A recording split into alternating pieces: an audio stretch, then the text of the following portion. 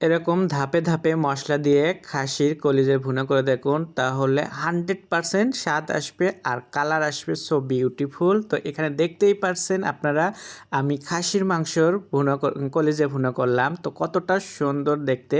তো আসুন কী কী উপকরণ নিয়েছি সেটা দেখাবো। এখন এখানে খাসির মাংসের কলিজাটা আমি ভালোভাবে সিদ্ধ করে সুন্দর করে ধুয়ে কেটে নিয়েছি। এখন চলে যাচ্ছি চুলোয়, বাকিটা চুলোতেই দেখাবো আপনাদেরকে ধাপে ধাপে মশলা দিয়ে। তো একসাথে সব মশলা দেবেন না, আমি শুরুতে কড়াই বসে দিয়ে দিলাম হলো তেল, পেঁয়াজ আর স্বাদ মতো লবণ দিয়ে পেঁয়াজটাকে আমি এটাকে একটু সুন্দর করে ভেজে নেব। বাট এটাকে আপনারা সব সময় বেশি সময় নিয়ে মশলাটাকে কষাবেন, তাহলে আপনাদের 100% স্বাদ কিন্তু আসবে।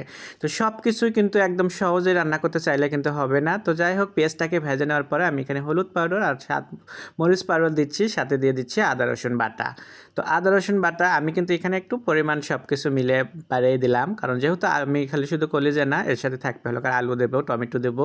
তো আর দিলাম গরম মশলার পাউডার। এখানে দেখতে পাচ্ছ আমি গরম মশলা কোনো আস্ত দিচ্ছি না, কারণ গরম মশলা পাউডার দিলাম। এখানে কালারফুলের জন্য করে একটু কাশ্মীরি পাউডার দিলাম। তো দেখতেই পারছো একে একে আমি ধাপে ধাপে মশলাগুলো দিচ্ছি আর কষাচ্ছি আমি। তো তাতে একটু সময়ও লাগবে। তো অল্প সময়ে এই কাজ না, যে অল্প সময়ে এরকম স্বাদ নিয়ে আসা যাবে না। একদম 100% যে হোস্টেলে যেভাবে রান্না করে খাওয়ায়, তো এইভাবে তো আমরা হোটেলে যে লাখ টাকা দিয়ে খাচ্ছি, বাসায় কিন্তু 1000 টাকা দিয়ে আমরা খেতে পারবো। তো যাই হোক, আমি মশলাটাকে কষায় নিলাম, দেখতেই পারছো তোমরা কতটা সুন্দর কালার এসে গেছে। আর মশলাটাও আমি বেশ সময় নিয়ে কষে নেওয়ার পরে আমি যে দিলাম হলো খাসির মাংসের কলিজাটা তো দেখতেই পারছো আমি ছোটো কিউব করে আগে থেকে কেটে ধুয়ে একদম রেখে দিয়েছিলাম, আর এটা কিন্তু বয়েল করেও নেওয়া হয়েছিল আমার। তো এখন আমি মশলার সাথে কিন্তু আমি এখন আরও বেশ কিছুক্ষণ কষাবো। হয়তোবা মশলার সাথে একটু নাড়াচাড়া দিলাম, দিয়েই পানি দিয়ে দিলাম না, এটা কিন্তু সময় নিয়ে করতে হবে। সময় নিয়ে করলে ওই যে আবারও বললাম যে স্বাদ 100% এমনিতেই এসে যাবে, যেহেতু কারণ সব কিছুর কিন্তু অল্প সময়ে রান্না করা যায় না। তো এটাই আমি আপনাদেরকে বোঝাতে চাচ্ছি যে কিছু কিছু জিনিস আছে একটু সময় নিয়ে আপনারা মনোযোগ দিয়ে রান্না করে দেখুন, সেই জায়গা থেকে আপনারা পারফেক্ট একটা স্বাদ পাবেন। তো আমি এটা কষে নেওয়ার পরে আমি দিয়ে দিলাম গরম পানি। তো গরম পানি দেওয়ার পরে আমি দেখো আবারও একটু নাড়াচাড়া করতেছি। নাড়াচাড়া করার পরে আমি ঢাকনা দিয়ে দিচ্ছি। ঢাকনা দিয়ে আমি 8-10 মিনিটের মতো আমি এটাকে কুকিং করছি, আর মাঝপথে আমি ঢাকনাটা তুলে আবারও নাড়া দিচ্ছি। নাড়াটাড়া দেওয়ার পরে আমি কিন্তু এটাকে আবারও ঢাকনা দেবো।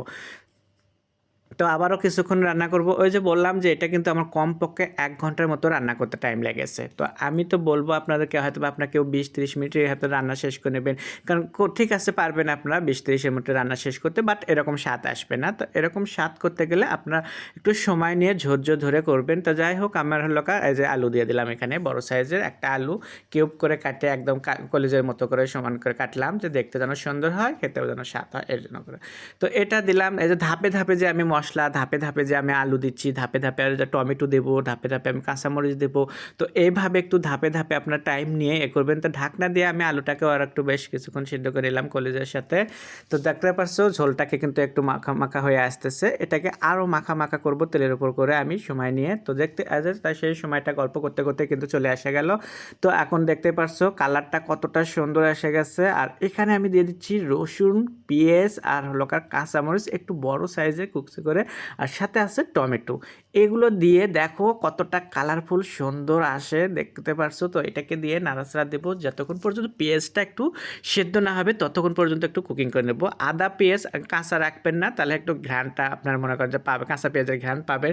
তো কাঁচা পেঁয়াজের ঘ্রাণটা অতটা ভালো লাগবে না। তো এর জন্য করে মানে পেঁয়াজটাকে ফুল সেদ্ধ করে নেবেন, যে ফুলে যেন কাঁচা পেঁয়াজের গন্ধটা না থাকে এখানে। তো ঢাকনা দিয়ে আমি আরও বেশ কিছুক্ষণ কুকিং করে নেওয়ার পরে আবারও নাড়াচাড়া দিচ্ছি। নাড়াচাড়া দেওয়াতে বুঝতেই পারতেছেন এখন দেখে আপনারা যে এটা একদম ঝোল কমে গেছে, তেলের উপর উঠে গেছে। এই সময় দিতে হবে আপনার ভাজা জিরে গুঁড়ো আর ধনের গুঁড়ো, যেটা আমি আগে কিন্তু দিইনি।